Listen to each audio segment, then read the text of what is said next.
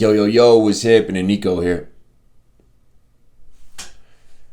One of the things that I had to learn in my recovery was that I had to learn to trust myself again, to believe in myself again, to respect myself again.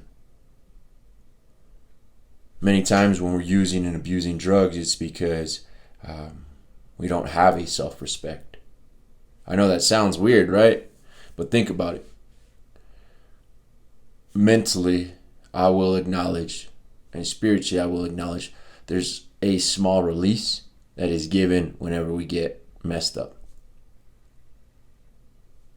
But that small release never lasts long and always has a counter release to it.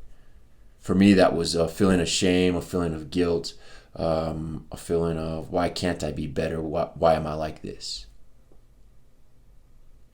In recovery, you get the chance to believe in yourself, to trust yourself, and to build goals for yourself again. Here's how you believe in yourself. You tell yourself you're going to do something, and then you do it. That's one of the first steps that needs to happen. Yes, you need to stop using. Yes, you need to stop drinking.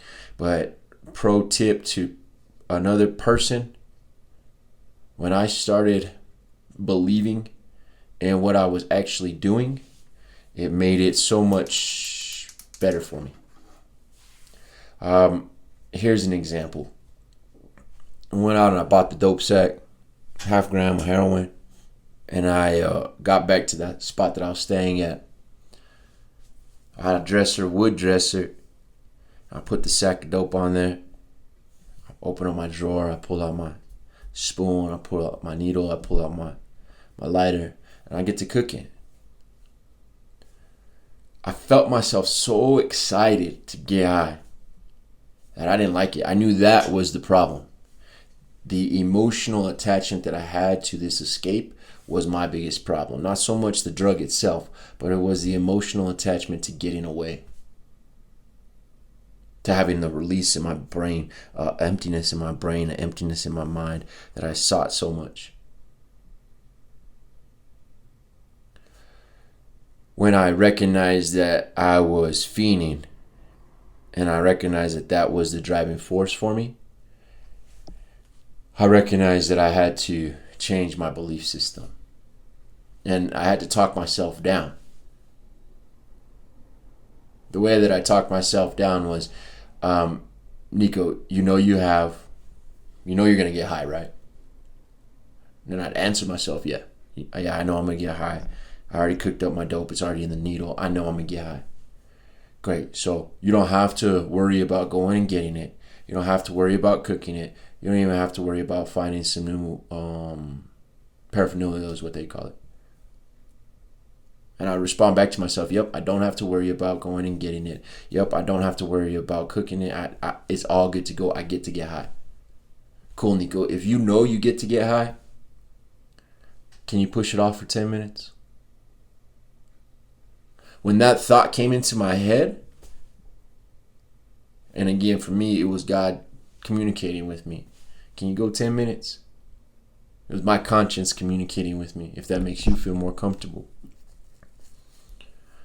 I knew what I was doing wasn't right, but I did not have the belief that I could change.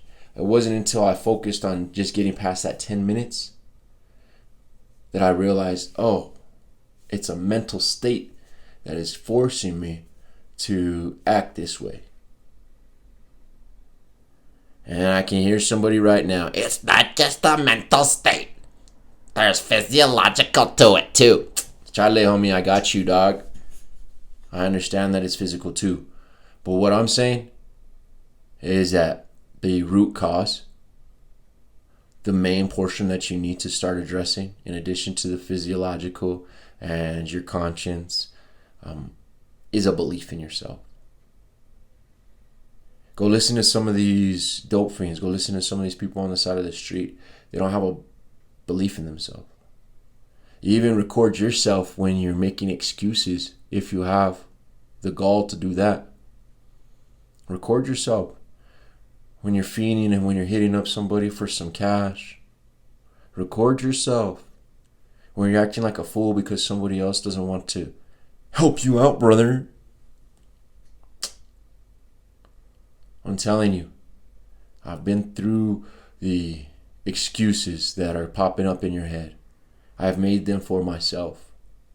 The difference is that I didn't have somebody to tell me that those were just excuses, and I believed myself.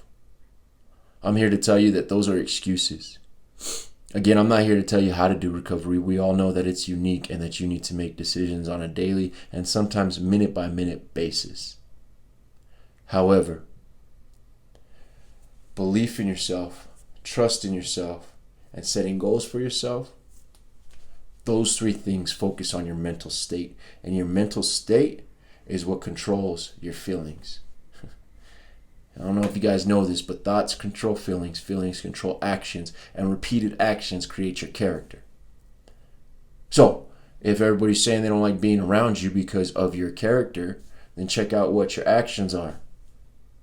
And if you don't understand why you do the things that you do, you need to look at your feelings. A lot of males, especially in the Latino culture, we don't acknowledge feelings. We only acknowledge one. It's called frustration or anger. Two, frustration or anger. And we have it as an umbrella for all of our other emotions. For empathy, sympathy, for frustration, for rejection. We don't like to even show that we're happy. Because we don't address our feelings, we don't manage them.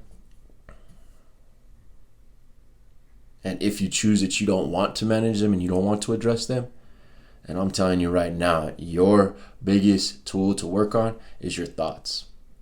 Because your thoughts drive everything.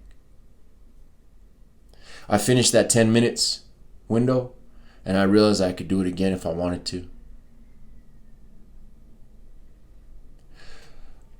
I didn't use rehab to get clean. I didn't go to jail to detox. I didn't go to an outpatient facility. I got clean in the same neighborhood that I was using in. I stopped drinking in the same house that I was pounding bottles in. The reason why was because I understood that the way that I thought was a driving force. And so if I could change the way that I think, I could change who I was. It's not easy. It's very simple though. Take some of the thoughts that you don't like having today and dissect them. Tell them to go away and then start repeating back to yourself some thoughts that you would like to have. You weren't created to be an angel. You were created to do better.